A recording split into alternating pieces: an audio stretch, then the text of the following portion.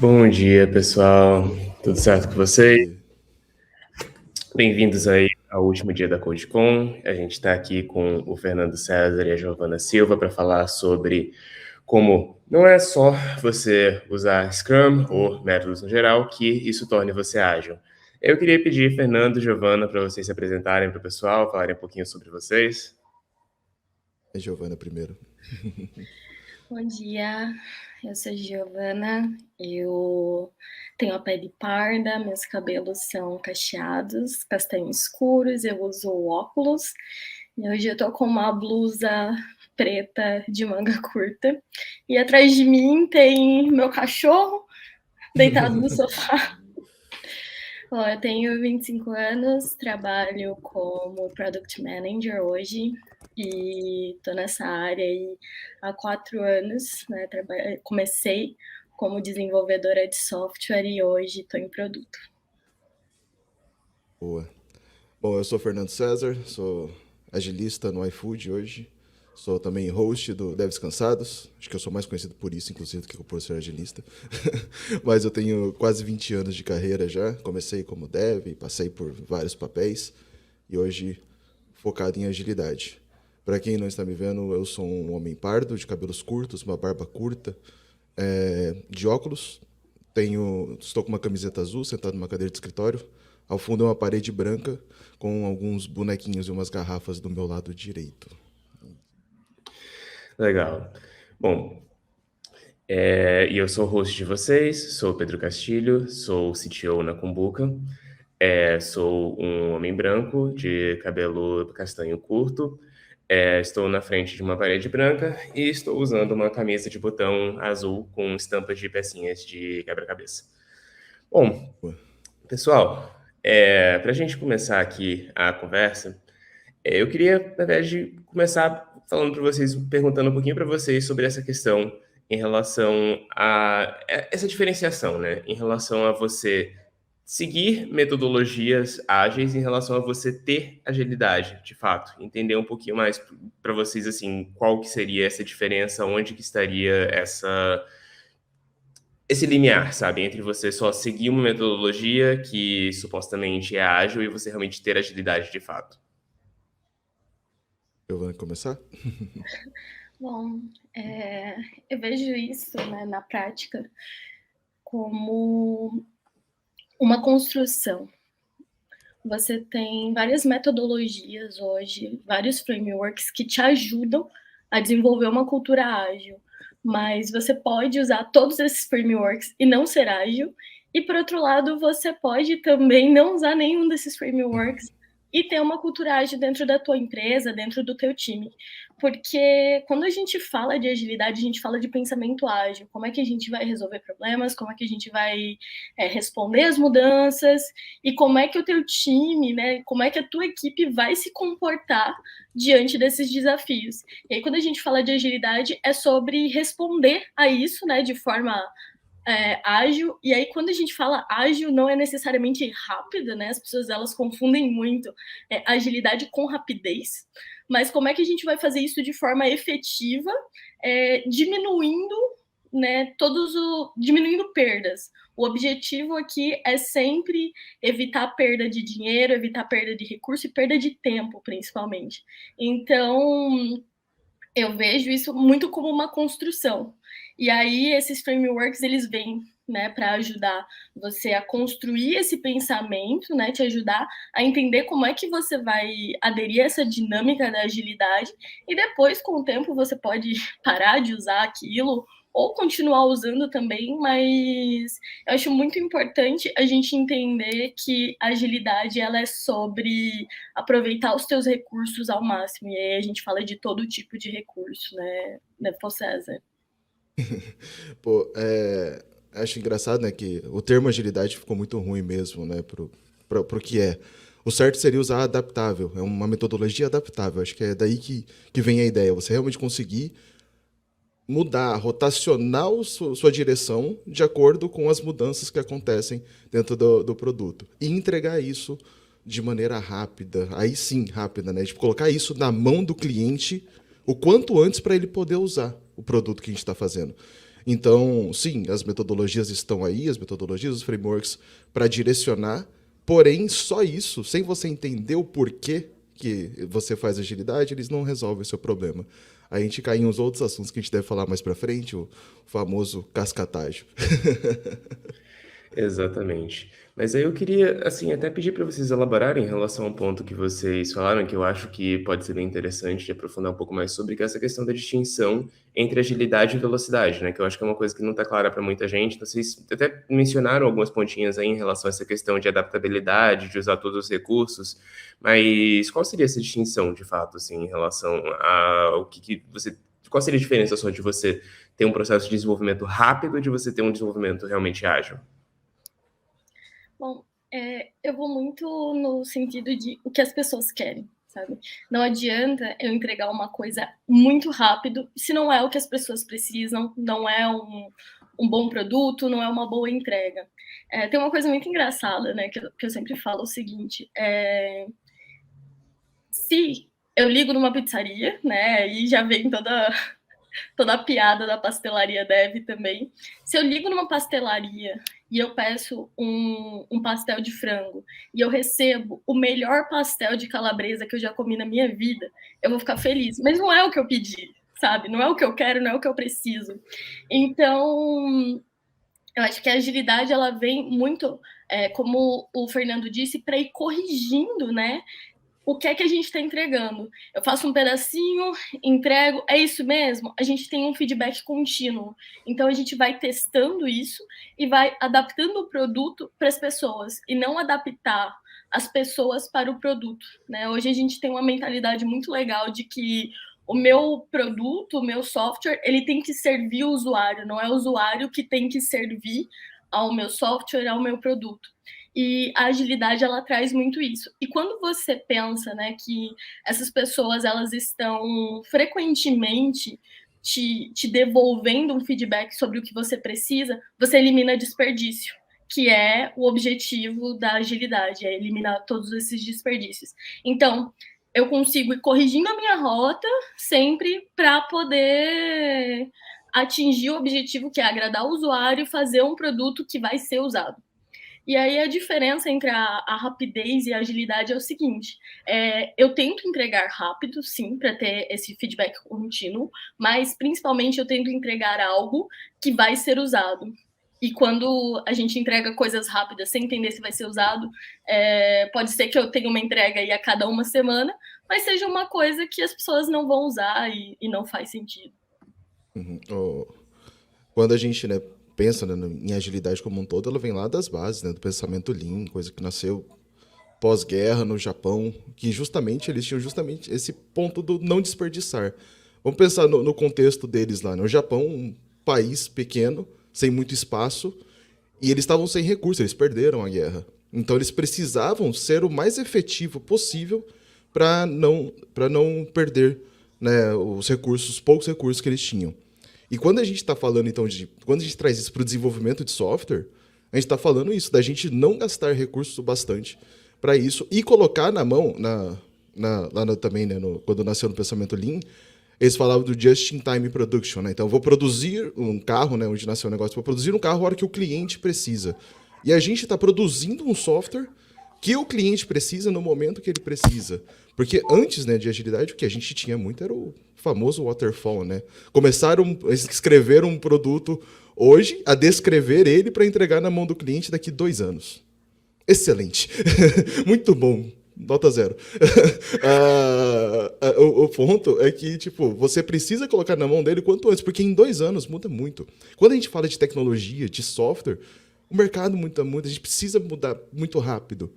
E então é isso, a gente trazer esses ciclos curtos, entregar um pedacinho na mão do cliente para já começar a usar, já começar a realmente usufruir daquilo que a gente está construindo.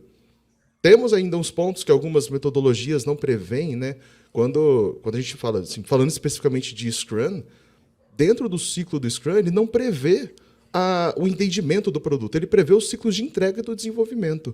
E essa parte de entender o produto é algo muito importante que a gente vem, acho que mais nos últimos, 8 anos, a gente vem se preocupando um pouco mais sobre como especificar melhor o produto, porque até então, o que existia, quando a gente pensa no Scrum em si, ele tinha já toda aquela documentação preparada para então só ciclar as entregas. E hoje em dia a gente não tem mais isso, porque não faz sentido trabalhar uma documentação gigantesca para então começar a produzir o software. Então agora a gente vem nesse modelo mais recente de entender a próxima necessidade do cliente e já trabalhar em cima dela e entregar ela muito rapidamente, para ele realmente usar aquilo lá. Então é isso que É, a gente uma traz. uma impressão que eu tenho, assim, quando a gente fala sobre essa questão do surgimento do ágil, é que uma pessoa que já tenha, tipo, dado, sei lá, que já tenha passado por uma situação em que, por exemplo, alguém falou sobre o RUP, vai entender bem do que você está falando, assim, quando você está falando, tipo, do surgimento do ágil, dessa questão de que as pessoas acreditavam que era só você ter uma mega especificação de tudo, que ia tudo dar certo, você ia passar anos ali fazendo as coisas, até você realmente ter alguma coisa entregue, de fato. Até rolou uma pergunta aqui agora, que o Wesley perguntou pra gente que ele acredita que quando a gente tenta fazer tudo, a gente acaba não fazendo nada. É mais ou menos por aí? Gente, essa eu vou pegar porque eu sou PM. Eu acho que hoje a chave, né, para a gente conseguir entregar bons produtos é a priorização. E isso é muito maluco, porque o teu cliente, ele sempre vai querer tudo ao mesmo tempo, do jeito que ele imaginou na cabeça dele que seria a solução. Tem muito cliente que ele não vem com problema, ele vem sempre com a solução, ele fala, não, eu quero que faça isso, isso, isso, e às vezes aquilo nem atende ele, ou não atende da forma mais efetiva possível. Então, eu acho que daí, essas cadeiras de produto que a gente tem hoje são muito cruciais, né? Elas são muito importantes para fazer a priorização, porque se tudo é prioridade, nada é importante, né? Então, toda vez que a gente pensa, né, que a gente vai fazer tudo, você começa várias coisas e não termina nenhuma. E eu acho que hoje a metodologia ágil ela vem muito para isso, para você parar de começar e começar a terminar.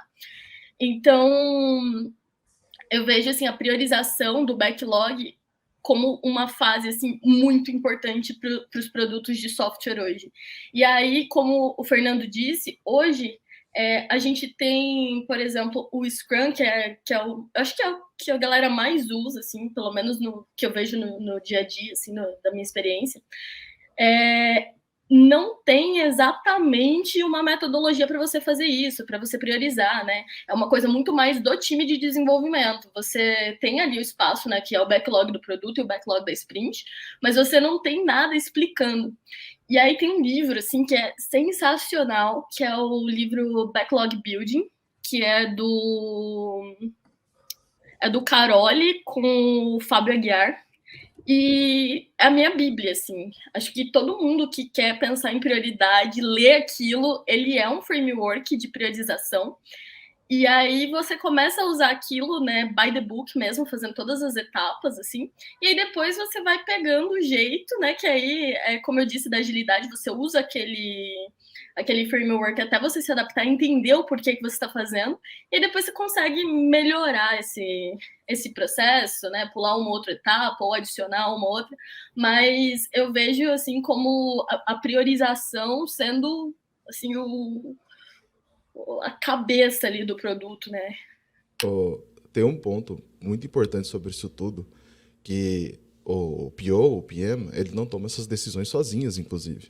É o time. E é o que eu vejo hoje muito no mercado, são desenvolvedores esperando que venha tudo priorizado, bonitinho. Não, ele tem que participar disso tudo. É importante que o time trabalhe junto. Quando a gente fala de agilidade como um todo, nem citando nenhuma metodologia ou framework específico, as pessoas precisam trabalhar junto.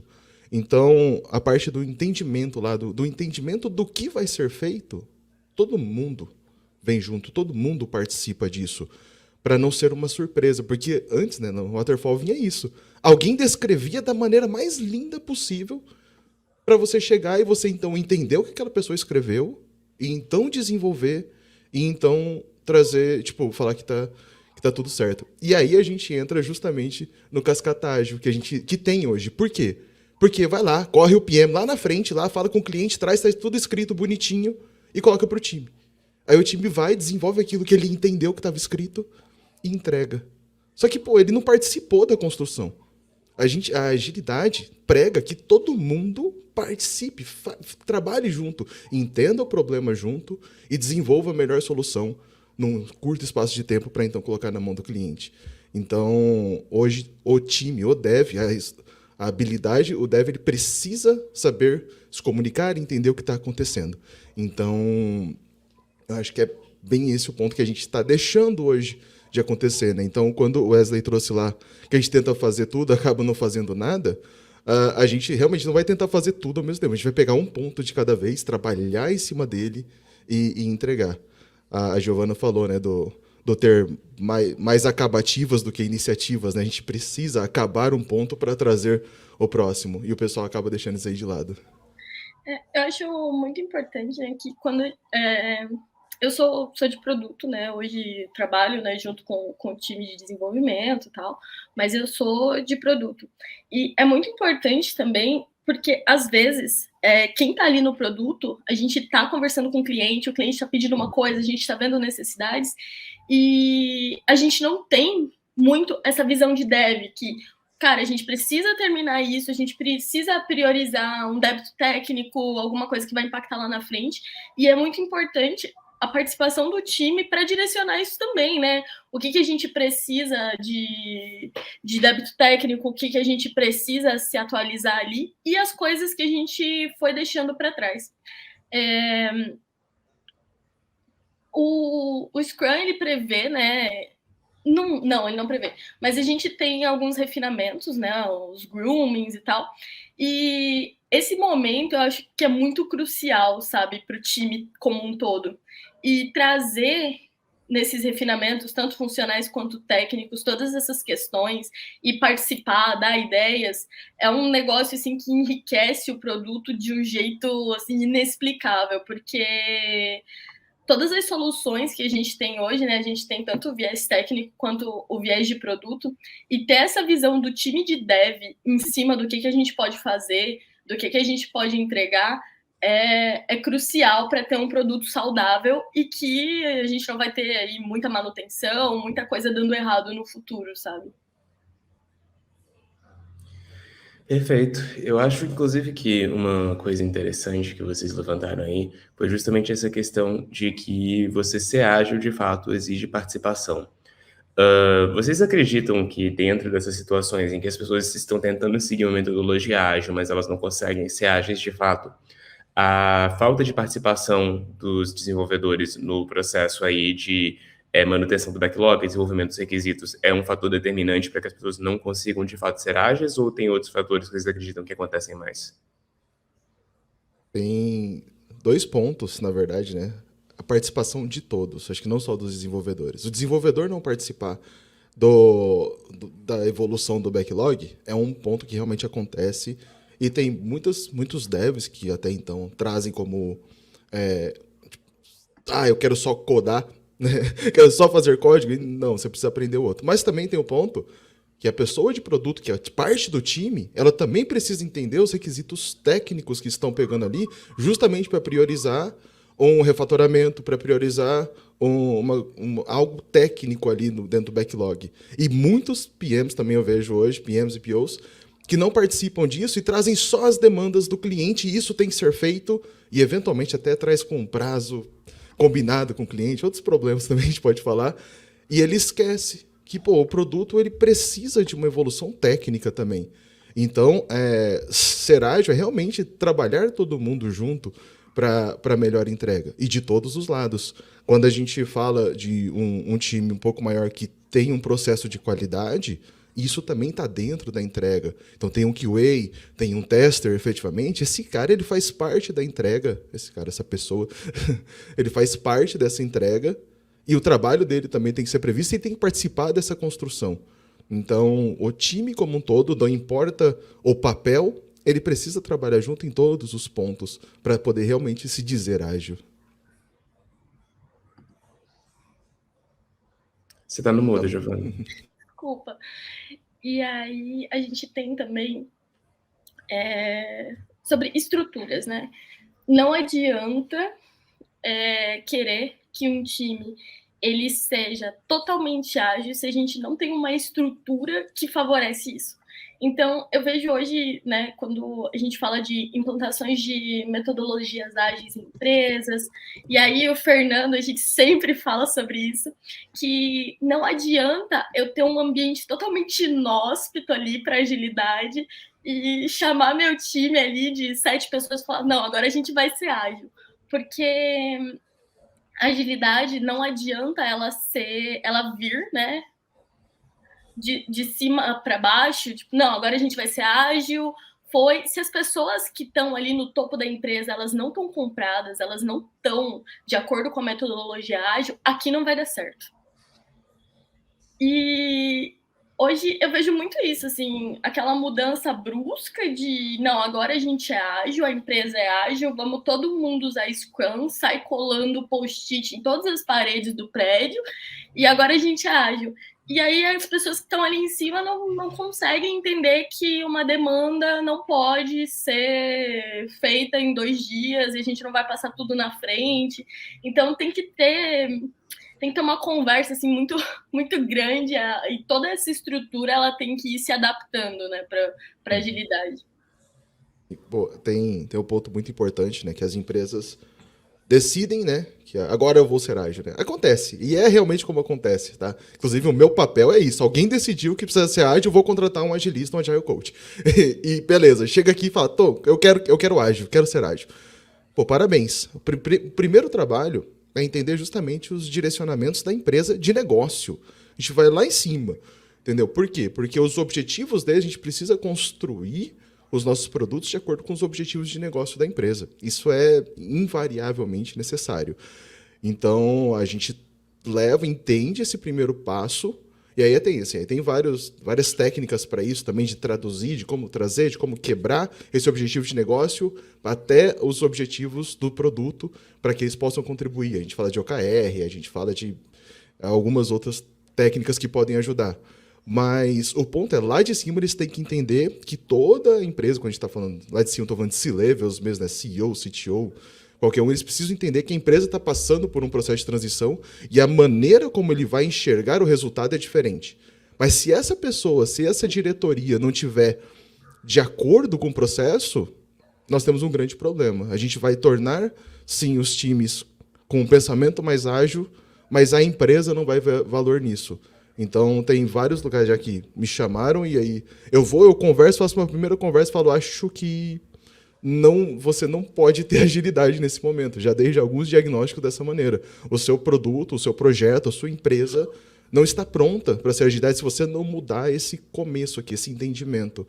E tem algumas outras empresas maiores que tipo, eles criam assim, eles têm uma diretoria extremamente travada, mas tem uma camada no meio que são pessoas que traduzem a rotina ágil do time e traduzem isso para aquela diretoria travada, extremamente demodê. E beleza, ok, os times conseguem ser ágil, entregar da melhor maneira possível ali dentro, mas tem uma galera no meio ali que se enrola para poder traduzir isso daí em números, que é o que a diretoria espera. Então, assim, acontece também, tudo depende do tamanho da empresa e da capacidade da galera. Bom, a gente tem uma pergunta aqui do Lucas Moraes, que ele queria entender assim, se fazer a adoção de metodologias ágeis sem entender o que a prática significa não vai levar a uma transformação ágil bem-sucedida por causa da diferença entre você adotar ferramentas ágeis versus você praticar valores ágeis. Então, assim, eu acho que a pergunta é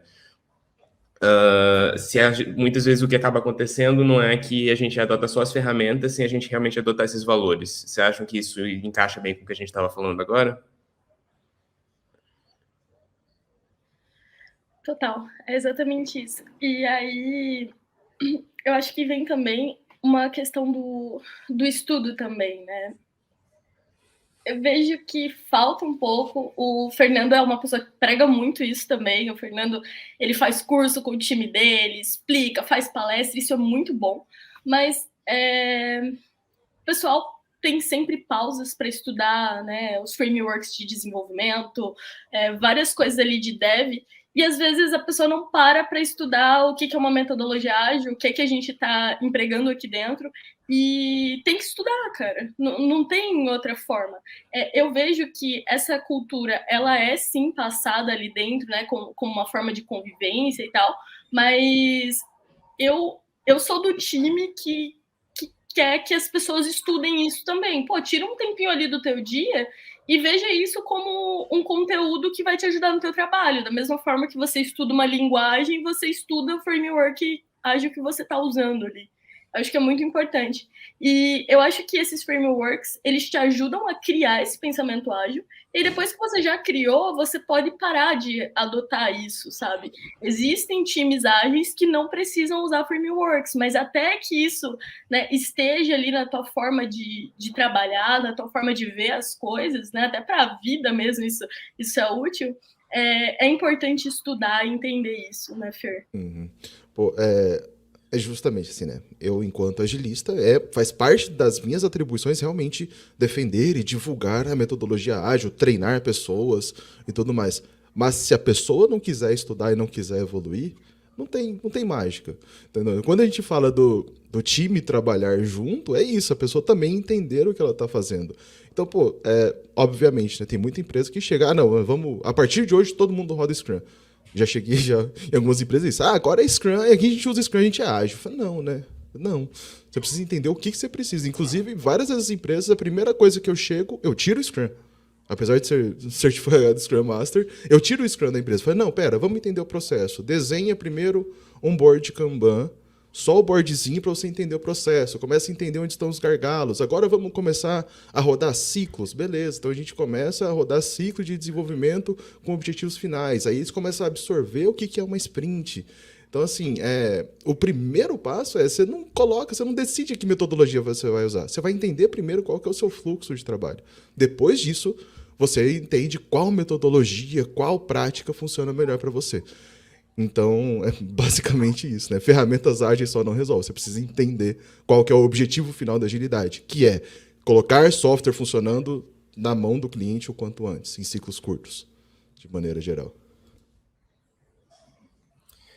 Uma impressão que eu tenho em relação a até assim falhas em implementações de agilidade em empresas é que exatamente isso que você falou, Fernando. Muitas vezes o pessoal quer colocar um processo muito grande, muito complexo de uma vez só coloca isso como imposição, ninguém entende muito bem por que está fazendo aquilo. Tipo, não, só me disseram agora que vai ter esse negócio aqui de daily, vai ter esse negócio aqui de não sei o quê, e meio que as pessoas não entendem porque elas estão fazendo isso. E muitas vezes elas ficam irritadas e elas não vão querer adotar aquilo, vão fazer tudo de má vontade. Então, eu queria entender da parte de vocês, assim, como vocês acham que a gente deve ou não deve fazer esse processo de adoção da agilidade dentro de uma empresa? E quer começar? Essa é difícil, pelo menos pra mim, porque acho que cada time, cada empresa se comporta de uma maneira diferente, né? E até quando você vai entrar em um time, vai implementar agilidade ali dentro, existe um tempo até você entender como é que as pessoas funcionam, o que move aquelas pessoas. Então, acho que tem que ter uma sensibilidade de quem está implementando isso, de entender o que é que move aquelas pessoas, o que é que motiva aquele time, para que você consiga colocar isso dentro do teu ciclo ali de adaptação, né? E como o Fernando falou, tem que ter uma motivação, né? Seja aumento de produtividade, o time ter um entrosamento maior, né? O team building, o que a gente vai fazer para que as pessoas se tornem engajadas? Tem que ter engajamento. E eu acho que esse conhecimento, né, do que é a metodologia, do que a gente vai usar e quais são os ganhos que isso vai trazer, está aliado a essa colaboração, né? Porque ninguém vai se engajar em alguma coisa que ele não sabe qual que vai ser o resultado final. Então, tem que entender caso a caso, pelo menos na minha visão, caso a caso, entender cada time, cada empresa, a estrutura que tem ali dentro, para poder motivar o time e propor essas mudanças. E claro, né, entender como é que o time vai se comportar também, né? Porque eu acho que é o incept do ágil, né? Você testa uma coisa, vê se dá certo e vai adaptando. Sim, a agilidade você implanta usando o pensamento ágil, né? Você traz agilidade usando o pensamento ágil. Por quê? Porque você testa. Você testa, você vê o resultado, não funcionou, você troca, tenta de outro jeito. Então, a questão de aplicar agilidade, acho que inclusive é importante eu dizer que você nem sempre precisa de um agilista, de um agile coach, de alguém, mas você precisa que o time esteja engajado em colocar agilidade e entender o que é. Então, é assim que a gente começa, né, na agilidade. E, assim, é importante que as pessoas realmente estejam engajadas e desenhem o básico. Qual que é o básico, entendeu? O que é? Primeiro, eu preciso entender o que eu faço hoje. E aí, entendendo o que você faz hoje, você começa a colocar isso num plano, em alguma coisa, e aí você começa a entender onde estão os seus gargalos, onde estão as suas falhas, onde que eu estou tendo maiores problemas. E ataca aquele problema primeiro. Tal qual um software, você deve começar pelo que dá mais trabalho, no mundo ideal, inclusive é isso, você começa pelo que dá mais trabalho e entrega o que traz mais valor. E agilidade também. Onde estão meus problemas? Pô, então eu vou começar por esse problema. E, sabe, acho que uns 70% das vezes que eu comecei o processo ágil dentro de uma empresa, o primeiro problema estava no refinamento, na parte de trazer o produto para o time de desenvolvimento. Esse aí é o primeiro passo que acontece. E o segundo problema estava no delivery. O processo de deploy do produto era terrível. Então, assim, são os dois primeiros pontos que eu já sou tendencioso, né? Toda vez que eu chego para falar de um processo ágil dentro de uma empresa, eu já diretrizei, porque geralmente é um problema. Nem sempre, já aconteceu também sei lá, o problema estava numa fase que os desenvolvedores rotacionavam muito e eles não tinham tempo de entender o produto, então demorava o desenvolvimento em si. Foi um caso bastante atípico. Mas quando a gente começa a agilidade é isso, entender onde estão os problemas dentro do seu ciclo de desenvolvimento e atuar neles primeiro. Começa daí, independente do que você for rodar. Então, dentro, né, de agilidade, a gente tem um valor muito importante que é a transparência, né, a clareza, a visibilidade. Então, se você não dá visibilidade do seu ciclo de desenvolvimento, do seu fluxo de desenvolvimento, você nunca vai saber onde está o problema. Então, cara, um quadrinho Kanban de começo ajuda bastante. Boa.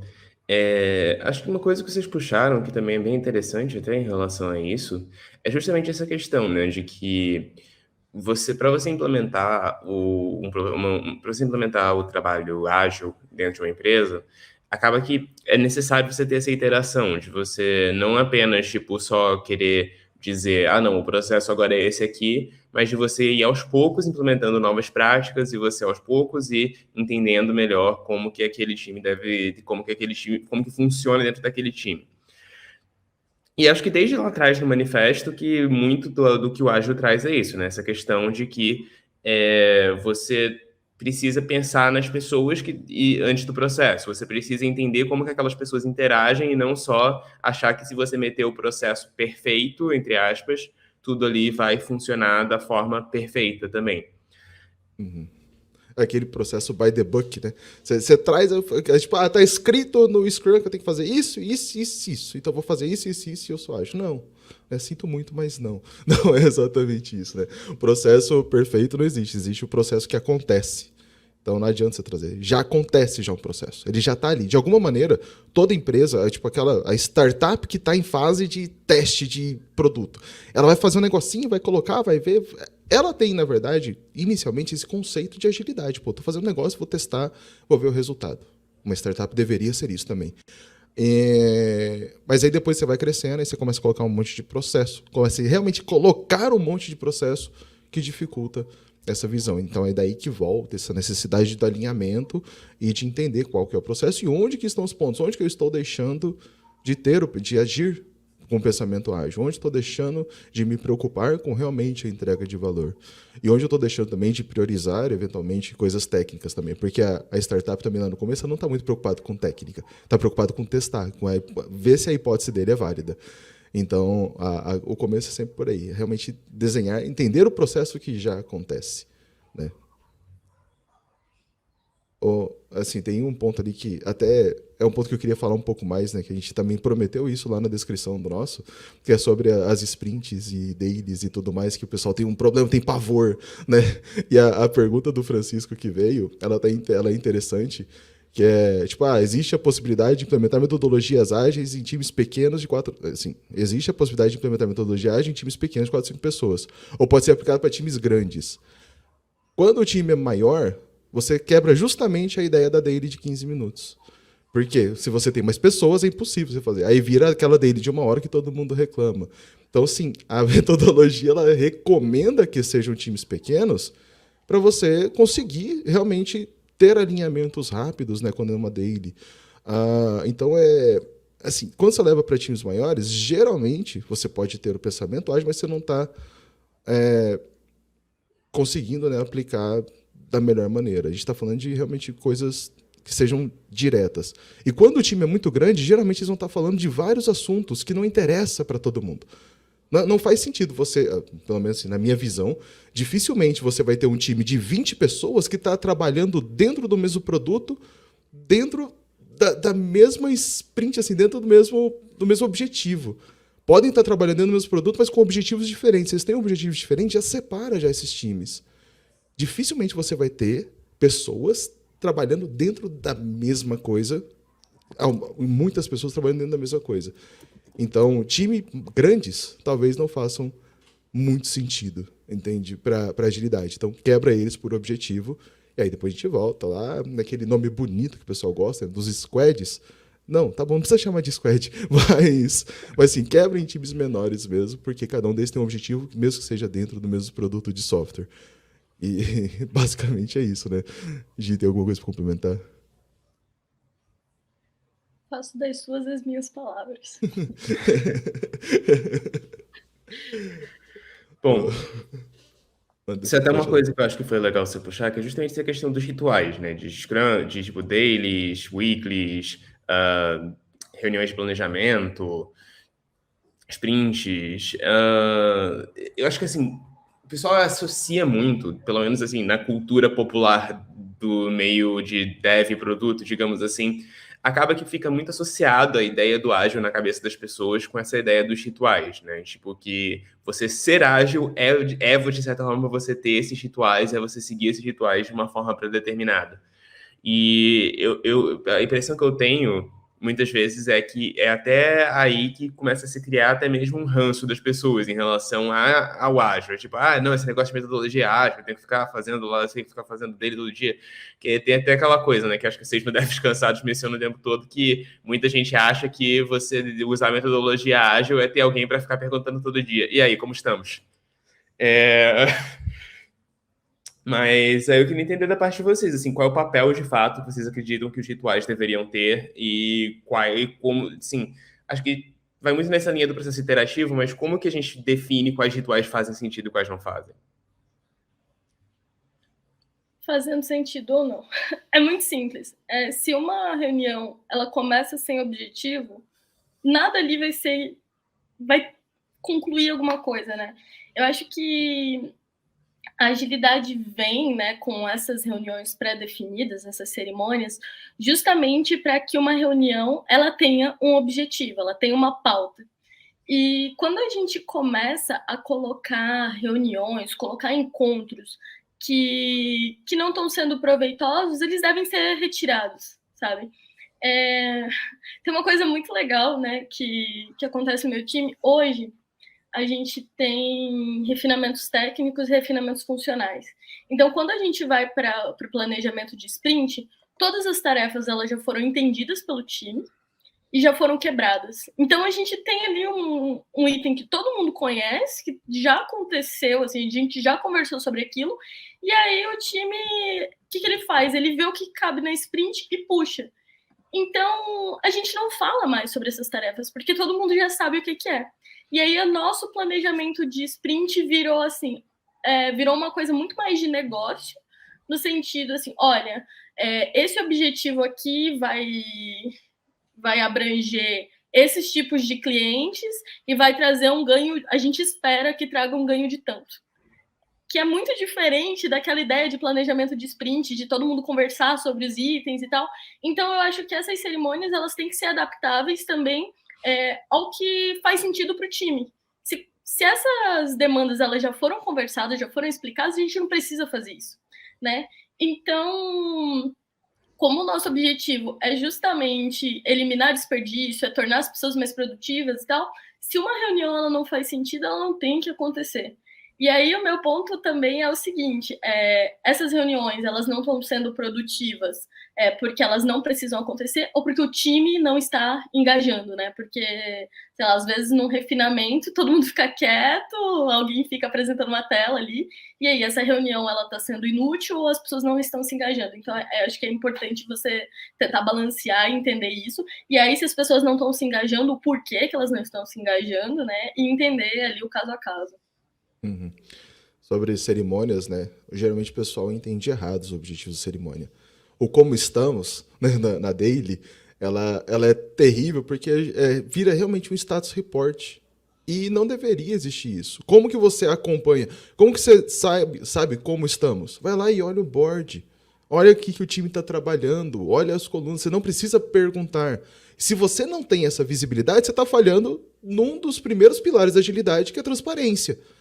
Então, isso tudo precisa existir, você não precisa perguntar como estamos, você sabe, porque está escrito em algum lugar, entendeu? Então, aí tipo, o como estamos, né, e a daily de 1 hora é isso, porque a pessoa entra lá e fica pedindo status report, e aí o time está falhando como agilidade, porque eles não estão dando visibilidade do que estão fazendo. Se eu preciso chegar e perguntar, temos um problema, entendeu? Isso tem que estar evidente. As plannings, né, tipo, a planning que ninguém interage, né? Os refinamentos que ninguém interage, é o dev esperando que tá tudo certo, beleza. É isso que eu tenho que fazer? Tá bom, vou fazer. E aí você vai lá, tipo, as plannings, né, de maneira geral, elas preveem realmente uma discussão de negócio lá no modelo que existia antes, né, do Scrum, quando ele falava planning, se você olhar o Scrum Guide até hoje, ele fala que para uma sprint de 15 dias, a planning tem que ter até 4 horas. Ele define horários, ele define tempos para isso. E assim, ok, a gente mudou isso bastante porque a gente trouxe a questão do refinamento, né, que é algo que não é previsto no Scrum, né? Ele traz esses encontros de entendimento do backlog antes da planning efetivamente. Aí realmente a planning fica bastante curta, como a Giovana trouxe. Mas se no refinamento ela traz o ponto e ninguém fala nada, lá na planning ela traz e ninguém fala nada, eles vão fazer do jeito que eles acharam que entenderam. Então as pessoas precisam participar, precisa fazer isso, esses pontos fazerem sentido, né? Então assim, hoje o que demanda muito é a interação das pessoas dentro das cerimônias. Sprint é um negócio que tem um objetivo. Então, às vezes o pessoal fala, não, sprint para muitas pessoas é só o time box. Não, sprint é o nome de um ciclo para atingir um objetivo. Se você está rodando uma sprint de 15 dias que você não tem um objetivo final, um único objetivo final, isso é muito importante dizer também, porque às vezes você tem, sabe, 4 objetivos. Cara, quando tudo é prioridade, nada é prioridade. A gente já falou isso hoje. Então assim, a sprint é um ciclo para você atingir um objetivo. Então, o que acontece hoje, o pessoal usa só o time box. Minha sprint tem 15 dias. O que é isso, entendeu? Acho que para fechar ainda tudo isso sobre cerimônias, eu particularmente sou muito contra o nome sprint. Sprint, na corrida, sprint é aquele gás final que você dá. E se você tá dando gás final a cada 15 dias, caraca, que hora que você vai parar para descansar? Que hora que você vai parar para entender? Eu tive a oportunidade de trocar uma ideia com um dos signatários do Scrum Guide, o Kent, e ele falou assim, cara, eu sou totalmente contra o termo sprint, entendeu? Sou totalmente contra. Por quê? Porque eu não tô correndo, eu não quero que seja assim, entendeu? Eu não quero, pô, vamos lá, beleza, eu posso fazer 1, 2 sprints, porque é realmente um momento de entrega? Posso, mas depois disso, vamos trabalhar de uma maneira mais compassada, pensando no que a gente está fazendo. Então, assim, a gente tem momentos de entrega que é importante, sim, fazer sprints, com objetivos, inclusive. Mas tem momentos que não, pô, vamos lá, vamos trabalhando no nosso backlog da melhor maneira possível. Então, esse é um outro ponto ainda que eu tenho uma crítica um pouco forte sobre o Scrum ainda, atualmente. Legal. Bom, acho que assim, uma coisa que a gente está falando bastante justamente sobre essa questão de que uma das coisas essenciais do Agile, né, é justamente essa questão de a gente cortar o desperdício, como se a gente estivesse usando uma tesoura. E, assim, a gente teve uma série de perguntas que a gente está trazendo, que eu vou trazer agora do pessoal. A primeira aqui foi do Júnior, que ele falou: uma vantagem do ágil é você errar rápido. Mas como você sabe qual o momento de você desistir de uma ideia que se mostra não válida? Se apegando ao problema. Que é muito difícil fazer isso, mas um problema ele pode ter inúmeras soluções, né? E aí a gente tem que entender e se apegar ao problema. Como é que eu vou resolver aquele problema? Porque se você se apega a uma solução, você fica tentando aquilo e batendo cabeça e aí você não desiste da ideia nunca, né? Então eu vejo duas coisas. Você vê, bom, essa minha solução está resolvendo o problema? Sim ou não? Não, poxa, problema aí, né? E também métricas, sabe? Eu acho que hoje, com todas as ferramentas, com todas as coisas que a gente tem à disposição, não existe mais a possibilidade da gente fazer coisa por feeling. Eu sinto que isso aqui vai dar certo. Não, você tem que ter dados. Sei lá, qual que era a minha porcentagem desse erro acontecendo antes, implementei isso aqui, deu certo, não deu? Qual que é a porcentagem esperada, o que eu gostaria e o que é que eu tenho hoje, né? Então, existem várias ferramentas hoje que você consegue medir a sua solução, como é que ela está se comportando, e também você ver se o problema ali está sendo solucionado ou não por aquela possível resposta que você tinha. E aí, quando você trata, né, de uma coisa técnica, de alguma coisa assim, tipo, tenho essa solução aqui, que seria o ideal, mas o time técnico ele não está conseguindo executar por algum momento. Eu acho que os líderes técnicos ali têm um papel muito importante, né, de conseguir balancear qual que vai ser o nosso esforço em relação ao valor que a gente vai entregar, né? E aí vai uma conversa multidisciplinar com negócio e tech para tentar entender se vale a pena a gente perder talvez um pouquinho daquela parte da solução para conseguir uma implementação mais rápida, né, menos complexa, e realmente balanceando, né, esse esforço e o ganho. A gente tem que ir tentando fazer isso. E aí eu vejo também uma coisa muito importante, né, da parte técnica de sinalizar esses pontos, porque eu enquanto, né, PO, PM, eu vejo muito assim uma coisa tipo, putz, não entregamos esse sprint, vamos para a próxima. Aí chega na próxima sprint, putz, não entregamos, vamos para a próxima. Tá, o que tá acontecendo? Deu um problema aqui. Gente, levanta a mão, sinaliza, sabe? Isso aqui deu problema, a gente não tá conseguindo implementar, a gente achou que ia ser simples, não tá sendo simples. O que a gente pode fazer?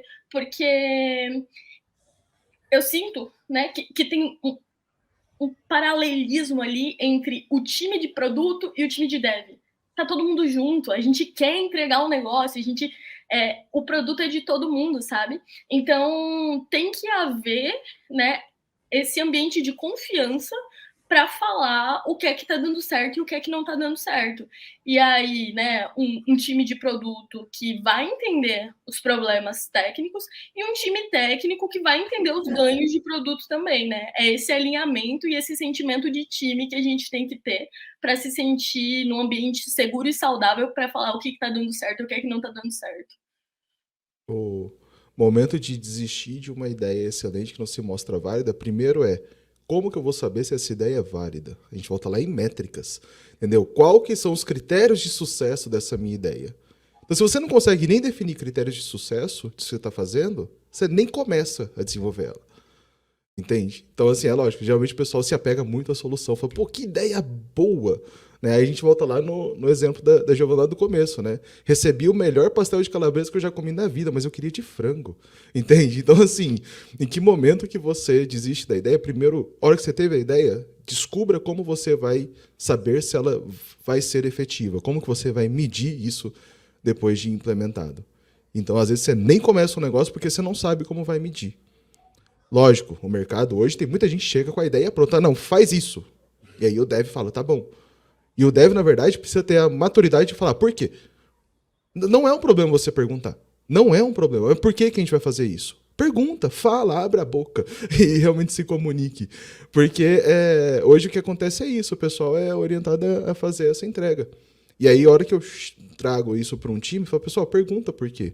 Por quê? Porque você precisa saber o código que você está fazendo, onde ele está impactando lá no objetivo financeiro da empresa, lá que o pessoal da diretoria espera. Então você precisa saber, você precisa fazer parte da empresa como um todo. Então, como que eu desisto de uma boa ideia? Geralmente, a hora que você pensa nela. Você pensou nela, você tem que pensar em como mede ela. Então, se você não consegue definir como mede, você nem começa. Porque senão você não vai saber se está sendo efetivo ou não. Então, acho que é um bom ponto esse daí, sobre como desistir de uma ideia. Bom, pessoal, a gente está nos últimos 10 minutos do nosso tempo aqui, então eu vou trazer algumas perguntas do pessoal que a gente não respondeu ainda e depois a gente vai encerrando, beleza? Bom, algumas outras perguntas que vieram aqui foi a pergunta do Renato, que perguntou em relação aos boards de Kanban. Ele fala muito de que, assim, ele vê muito o to do, doing, done. É só isso ou tem algo faltando? Porra, assim, se a gente pensar no mínimo, né, quando você decide que tem algo para ser feito, existe o ponto para saber se ele está pronto para ser feito. É diferente, você tem uma ideia, você escreve lá algo que eu gostaria que fosse feito. Eu gosto, particularmente, de colocar uma coluna de realmente, eu já entendi isso aqui, então ele está pronto para ser feito. Então uma coluna entre o to do e o doing, entendeu? Que para mim é bastante importante, isso daí. E um outro ponto também importante, eu gosto muito, depois de feito, a gente garantir que aquilo tem alguma qualidade. Porque quando a gente fala de agilidade, a gente está falando de entregar um software funcionando, né, no final. Então, você garantir que aquilo está funcionando, e é um trabalho do time, não estou falando de ter uma pessoa de qualidade, mas o trabalho do time de validar realmente se aquilo que eles fizeram está funcionando. Então, depois do doing, né, depois do fazendo, eu coloco uma fase de garantir que o que foi feito está ok. Então, de validação, chame como quiser, de homologação, de qualquer outra coisa. Mas, no mínimo, essas duas fases extras eu acho importante. Que aí, a hora que a gente volta nos conceitos de agilidade, a gente tem dois pontos importantes, que é a definição de preparado e a definição de pronto. E essas duas colunas cobrem isso. Então, tenho algo para fazer. Roda a definição de preparado, então eu sei que ele está pronto para ser feito. Aí eu executei. Eu rodo a validação para garantir que realmente eu concluí, eu fiz o pronto daquela atividade. Então, no mínimo, essas 5 colunas eu colocaria importante dentro de um quadro Kanban para poder evoluir. É algo lógico, né? Isso aí vai de contextos. Eu hoje, dentro dos meus times, tenho um time que eu acho que eu tenho 12 colunas. Por quê? Porque o time quer medir cada um daqueles passos. E quem sou eu para falar, não, vamos colocar só 5? Para eles está fazendo sentido. E ok, entendeu? Beleza. Então, assim, vai muito do time. Mas, de início, essas 5 colunas eu acho bastante importante. Quer acrescentar, Ju? Não. É porque eu acho que depende, né, de cada time, realmente. Tem aquela piada, né, que o papagaio aprende a falar depende, vira PM. Mas eu acho que cada time é único. É que também, o papagaio também aprende a falar como estamos e vira Scrum Master, é isso. As piadas de sempre. Mas acho que depende de cada time, do que cada time vai medir, e eu acho que só é muito importante que o peso do processo não seja, a dificuldade de mudar status de tarefa não seja maior do que a facilidade que ela traz. Então não adianta eu ter várias colunas lá, se ninguém está mexendo, se está causando muito impacto, manter aquilo atualizado. Tem que ir medindo isso. Mas concordo com o Fernando. A gente tem mais uma pergunta aqui do Lucas, que ele perguntou, eu acho que ainda tem relação a essa questão que a gente falou dos times muito grandes e das deles, se para times muito grandes faz sentido apostar no autogerenciamento dos grupos que estão envolvidos no projeto. Então, por exemplo, dividir entre back e front-end.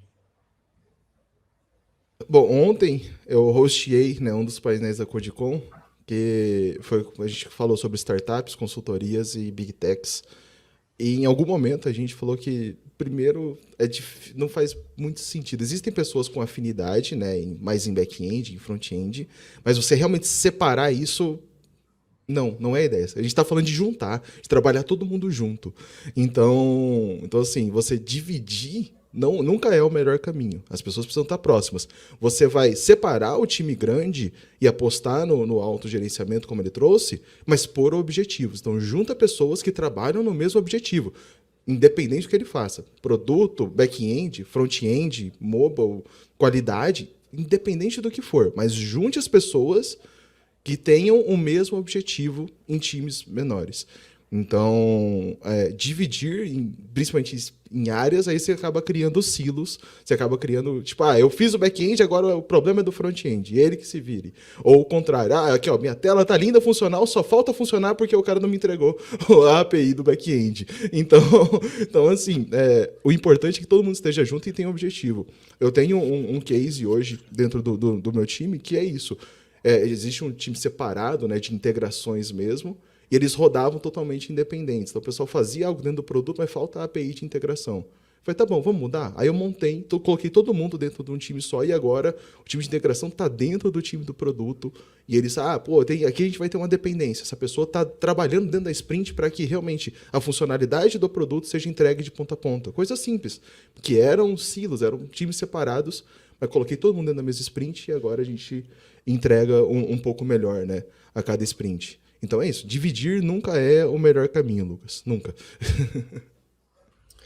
Boa. E a gente tem nossa última pergunta aqui, que é do Thiago, que eu achei uma pergunta bem interessante, porque eu acho que se relaciona muito com esse momento que a gente está vivendo agora, em que muitas empresas estão ou parcialmente ou plenamente remotas.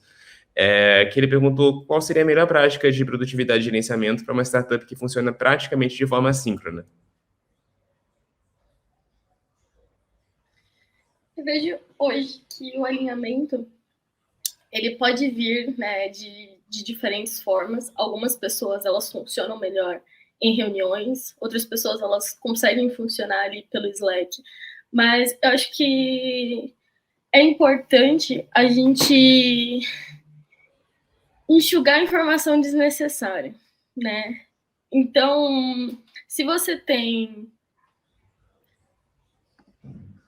o insumo muito bem preparado para o seu time, você consegue enxugar essas informações desnecessárias, entre muitas aspas, né? Se você fez um refinamento bem feito, se você fez um planejamento bem feito, se você garantiu que o teu time ele está entendendo, né, as demandas, ele entende os objetivos daquilo, você consegue ter depois uma comunicação assíncrona melhor.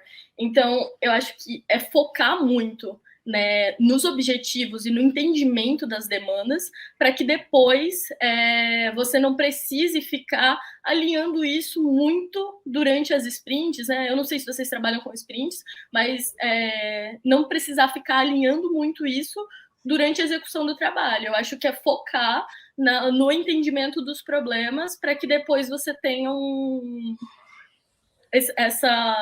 esse processo do fazer mais claro na cabeça de todo mundo. E aí, como é que vocês vão fazer isso de forma assíncrona? Eu não recomendo. Tá? Eu acho que esse entendimento das demandas ele tem que ser de forma síncrona, sim, porque... E ainda vou incluir um ponto, 2 etapas, sabe?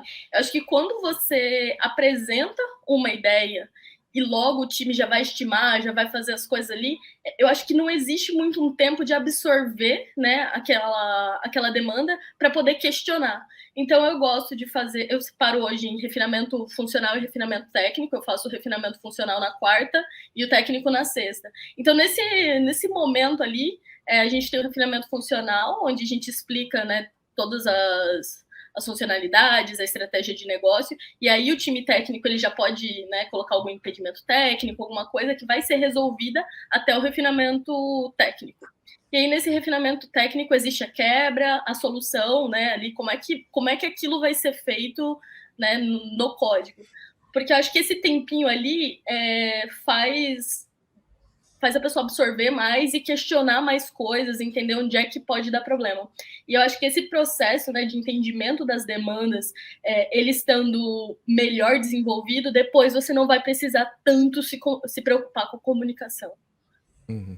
Acho que assim, ele pediu, né, também, né, tipo, a melhor prática, já que é requisito seu que o time seja assíncrono, e hoje acontece muito, né, tipo, times distribuídos pelo mundo todo, é difícil colocar, né, às vezes todo mundo junto numa única reunião.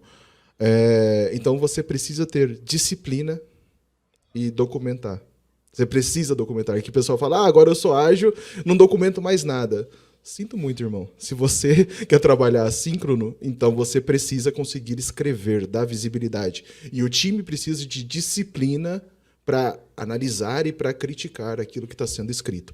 Então, assim, se realmente é algo necessário, tem que ser trabalhado muito forte esses pontos. Então, você realmente tem que pensar de maneira ágil. Então, você precisa dar visibilidade, você precisa dar transparência do que está sendo feito, você precisa documentar e garantir que as pessoas estejam interagindo em cima disso.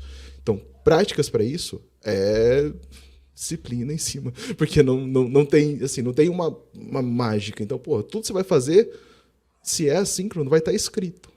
Então, se está escrito, as pessoas têm que ler, têm que responder, têm que trazer. Então, assim, se é necessário, ok, mas vai ser difícil. Vai ser bem difícil. Tem um ponto aqui que é bem legal. Como eu comentei, a gente tem esses 2 refinamentos, né? Um negócio bem legal que funciona pra gente é o seguinte. Eu chego com as histórias prontas no refinamento funcional. E aí, enquanto a gente está falando, se tem que mudar alguma coisa ali, eu já mudo. E aí eu vou validando com o time de desenvolvimento tudo que está escrito no Gira. A gente usa o Gira, aí eu escrevo ali, e aí a gente vai passando por cada um dos pontos que estão escritos e o pessoal vai questionando.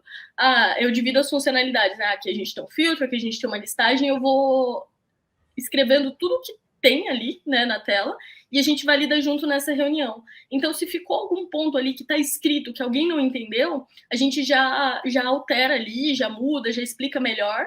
Então, além de garantir que o dev vai ler, todo respeito, tem muita gente que não lê a história. Deve não ler, a gente já chegou a essa conclusão. Não. E aí a gente garante que está todo mundo lendo ali, e garante que não faltou nada, né? E aí, baseado naquilo que foi escrito, as tarefas técnicas elas vão sendo criadas também, uma por tópico ou uma por mais tópico. Se tiver que dividir uma coisa em 2 tarefas, já é feito ali também. Então, botar o time para ler o que está escrito, né, para documentar junto, é muito interessante. Boa. Pessoal, acho que é isso. Essas foram todas as perguntas que a gente teve. Eu queria agradecer muito a participação de vocês e queria saber se vocês têm alguma colocação final, alguma coisa que vocês gostariam de falar rapidamente agora.